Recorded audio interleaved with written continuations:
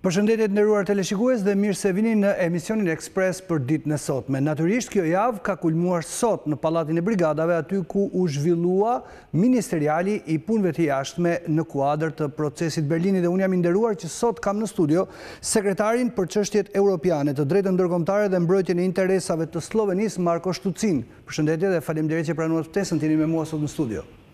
Thank you very much.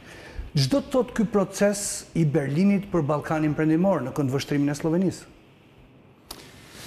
Look, for Western Balkans and for Albania, this process means more opportunities. That's the most important. It means that the people will be able to travel from one country to another. Njerëzit do të kenë mundësi të udhtojnë nga njëri vend në tjetër.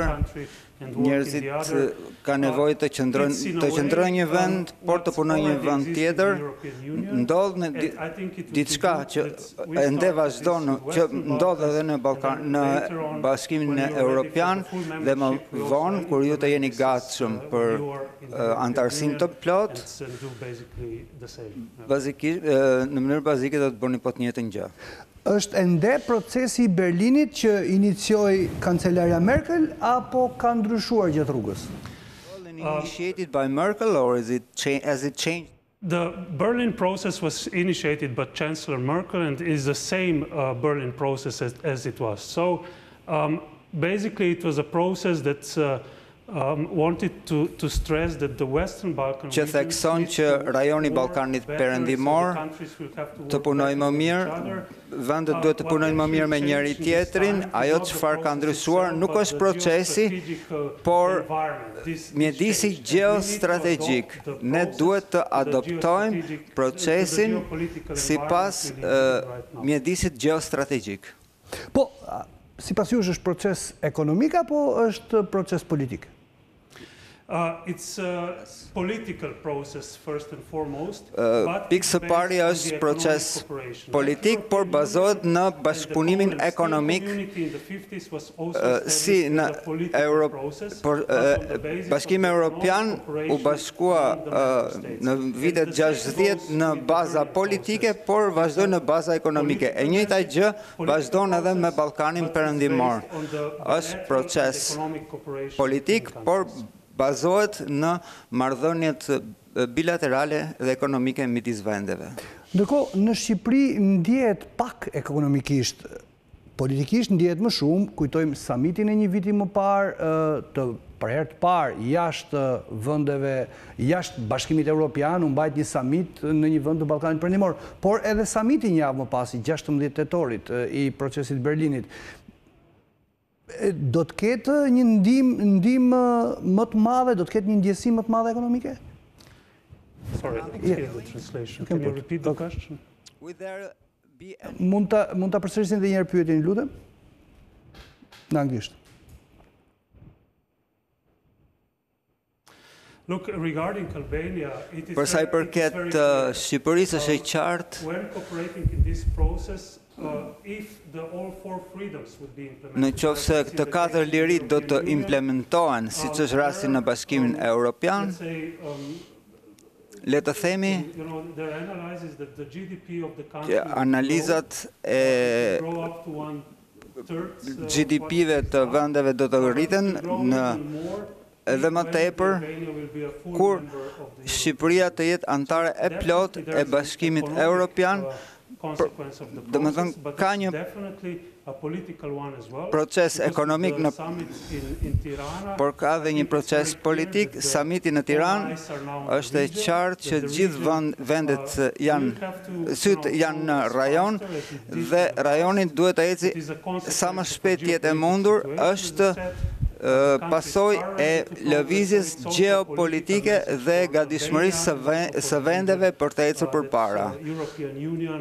Edhe Bashkimi Evropian dëshiron të ketë këta vende brenda vetes. E bën ky proces edhe më të sigurt rajonin e Ballkanit Perëndimor?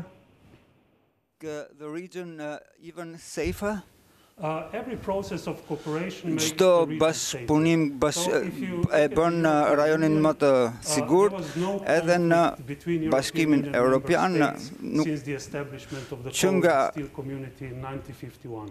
1951 nuk ka pasur asnjë konflikt në Bashkimin Evropian që kur u themelua. E njëjta gjë do të ndodhë edhe në këtë proces. Do të ketë më pak interes për të pasur konflikte ndërmjet njëri tjetrit, dhe këto janë arsyet që besojnë të gjithë të i bashkojmë njerëzit sa më tepër ekonomikisht, që kështu vendet të merren vesh më mirë politikisht. Situata e fundit e krijuar në Kosovë tregon se sa e brisht është paqja në këtë rajon, edhe Slovenia është një vend që ka dalë nga ish Jugoslavia, po a ka rrezik të shtuar pas asaj ngjarjeje në veri të Kosovës? Look, all such escalations as we see. Të gjitha këto eskalime që pam në Kosovë kohët e fundit janë ngjarje të rrezikshme që mund të çojnë në eskalime të mëtejshme. Duhet t'i shmangim në çdo kusht këto lloj eskalimesh, duhet të dënojmë shumë ashpër sulmet terroriste që ndodhen. Kjo është diçka që nuk duhet të kishte ndodhur. A është Serbia problematike në Ballkan me sjelljen e saj ndaj Shqipërisë, por edhe me qasjen e politikës jashtme të saj ndaj Rusisë?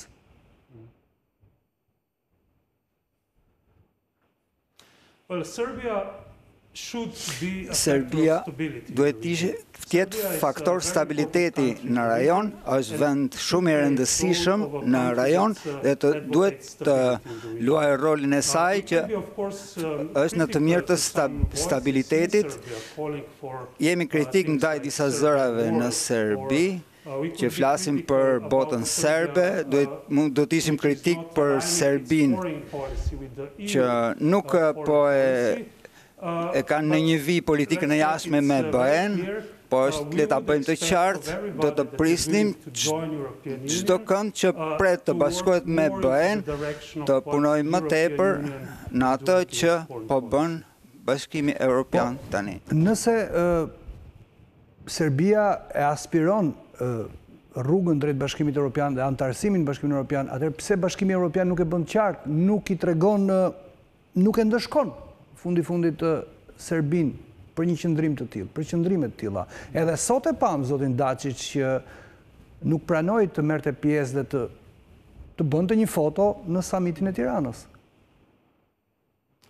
Well, look, duhet të jemi të qartë për çfarë ndodhi në veri të Kosovës disa ditë më parë, ishte akt terrorist. Duhet të bëjmë pikë së pari një hetim të plot dhe së dyti të gjejmë kush është fajtori dhe të sigurohemi që kushdo që është fajtor të çohet para drejtësisë, dhe së treti duhet të qetësojmë çdo gjë, çdo përshkallëzim në rajon dhe t'i sjellim vendet në tryezën e bisedimeve. Në qoftë se duhet të ndëshkojmë dikë, ndëshkimi përpara se të jeni të qartë, keni prova të qartë se dikush ka prova të qartë se dikush është fajtor, kjo nuk është e drejtë. Le të jemi të qetë dhe të shohim se çfarë ndodhi atje dhe pastaj të marrim hapin tjetër. Në lidhje me atë që konsiderohet si një marrëveshje finale mes Kosovës dhe Serbisë, duket se ngërçi është krijimi i asociacionit me shumicë, i asociacionit komunave me shumicë serbe. Po, a nuk do të duhet që në një fillim të mirë mund ta bënte Serbia duke njohur fillimisht Kosovën si shteti i pavarur, siç kanë bërë dhe slovenët, dhe më pas të vijë këtu?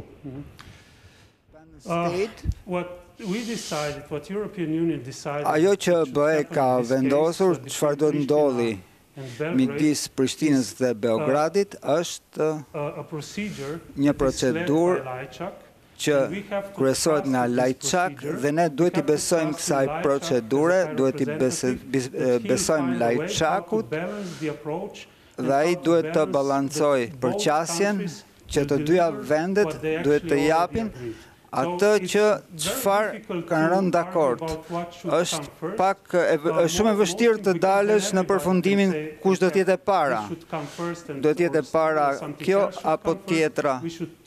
Duhet të besojmë në procedurë dhe gjithë presionin ta vendosim që të zbatohet procedura. Qëndrimi në korë, në një zë i Bashkimit Evropian ndaj Serbisë duket si një anshëm, madje edhe në rastin e fundit kur me shumë vështirësi u dënua akti si akt terrorist. Ka një lloj anshmërie Bashkimi Evropian në raport me Serbinë, kundër Kosovës, kundër shqiptarëve në këtë rast? I don't think that EU is on one side or another. Nuk besoj që BE është me një anë ose me anën tjetër. BE-ja dënon çdo akt të dhune. BE-ja po mban procesin gjallë, po mbështet procesin dhe po sigurohet që të ketë rezultate. Kështu, këtë vit kemi parë goxha progres në proces, ishte një marrëveshje që u arrit dhe të sigurohemi që të dyja palët ta implementojnë marrëveshjen, kështu që nuk mund të them që BE merr anë, por po ecën, po sigurohet që procesi të ketë rezultate. Slovenia është avokatja më e madhe e integrimit Ballkanit Perëndimor në Bashkimin Evropian, por sipas jush, a është Ballkani gati për të integruar në Bashkimin Evropian?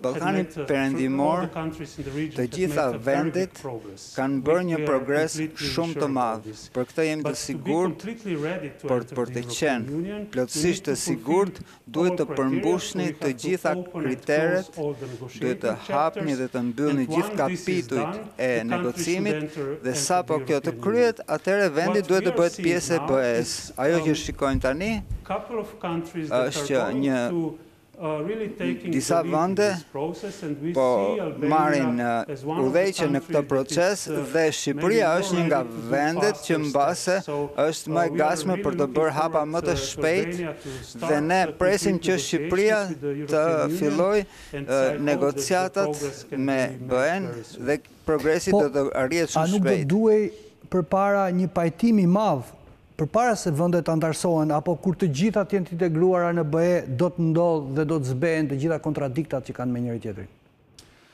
Well, reconciliation always take time. So, the biggest reconciliation project in history... Gjithmonë pajtimi merr kohë. Kështu që pjesëmarrja në BE është e bërë që vendet pas luftës së dytë botërore të arrin të kryejnë procesin e pajtimit. Derisa ne kemi këtë mekanizëm, derisa ne kemi BE-n, unë mendoj që Shqipëria, vendet e tjera në rajon të vinë më pranë dhe përfundimisht të hynë në BE, kjo do ta bëjë dhe procesin e pajtimit më të shpejt. Është shumë e vështirë të flasim për pajtim të plot përpara hyrjes në BE dhe sinqerisht mendoj që antarësimi në BE do ta bëjë këtë proces më të shpejt. A është Shqipëria gati, pak më parë, po më thoshit se Shqipëria është në një rrugë të mbarë, po a është Shqipëria gati për të antarësuar në Bashkimin Evropian?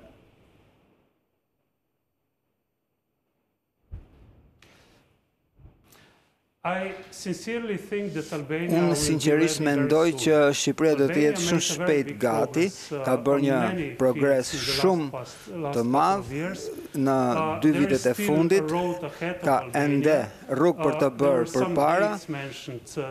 O janë përmendur disa data, 2030 është data që është përmendur. Unë jam i bindur që Shqipëria do të jetë gati përpara 2030-s. Është kjo 2030-a një datë konkrete, apo është sa për ta patur si shenjë, si qëllim? Sa realiste është? Look, we need to have the goal, right? And Presidenti I Këshillit e BE-s e thaktë target 2030, por BE do të negocioj kuadrin buxhetor dhe ky negocim do të fillojë në vitin tjetër dhe do të jetë për 7 vitet e ardhshme, në qoftë se do të jeni të përgatitur për zgjerimin e ardhshëm, duhet të vendosim qëllimet për vendet tona. Ashtu si thatë ju, është thjesht datë apo do të ndodhë diçka? Përgjigjja ime është që diçka do të ndodhë përpara kësaj date. Cilat janë pritshmëritë e Slovenisë nga samiti I 16 tetorit në Tiranë? Çfarë pritshmërish ka Slovenia? Look, our expectation is that the leaders next week in Tirana will bring a very strong message udhëheqësit javën tjetër në Tiranë do të përcjellin një mesazh shumë të fortë në Shqipëri dhe në të gjithë rajonin që BE-ja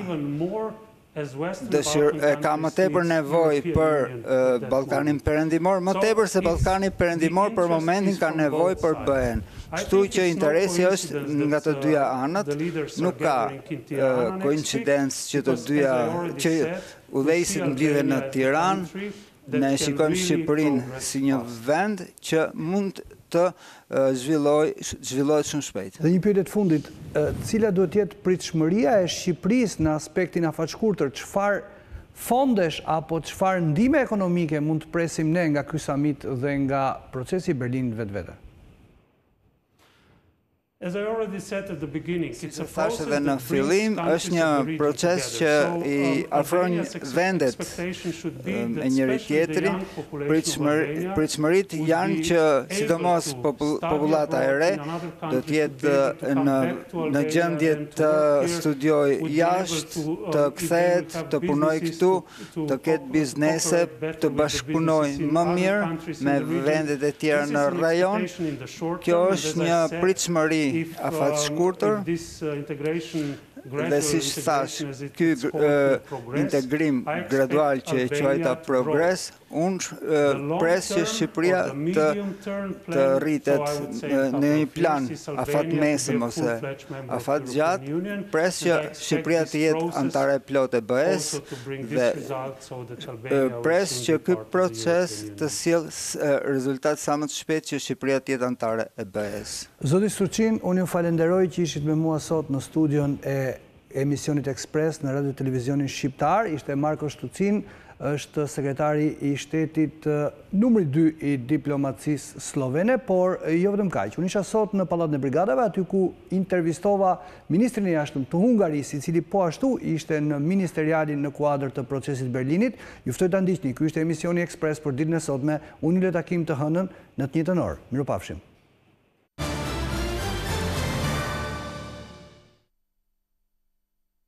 Hello, Mr. Szijjarto, and welcome in Albania. Përshëndetje zoti Szijjarto dhe mirë se erdhët në Shqipëri.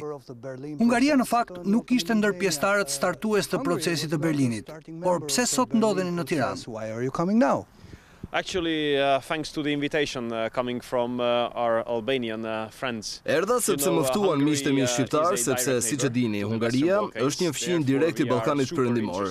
Ndaj dhe ne jemi super të interesuar për procesin e integrimit të këtyre vendeve në Bashkimin Evropian, që ai më në fund të përshpejtohet, por dhe për të ndihmuar Shqipërinë të bëhet sa më shpejt e jetë mundur antare e Bashkimit Evropian. Edhe për sa I përket procesit të Berlinit, është e vërtetë që nuk kishim nismëtar, por me sa duket miq shqiptar dhe ata nga vende të tjera të Ballkanit kuptuan se nëse lihen jashtë procesit vende anëtare, atëherë kjo I ul shanset për sukses maksimal.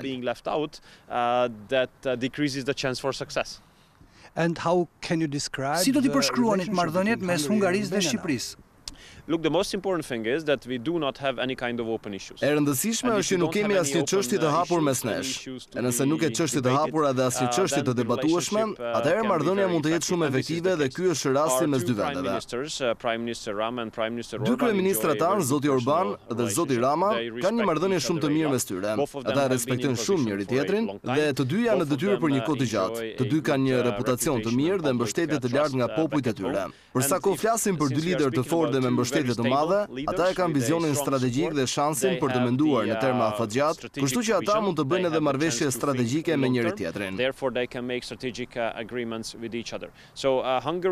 Hungaria e konsideron Shqipërinë si vend mik dhe aleat, pasi jemi të dy palët anëtare të NATO-s, por e shohim dhe tregun ekonomik shqiptar si mjaft interesant.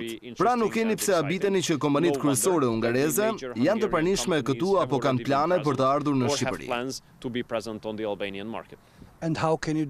Po situatën në Ballkan, si do ta përcaktonit apo përshkruanit, sidomos atë mes Kosovës dhe Serbisë?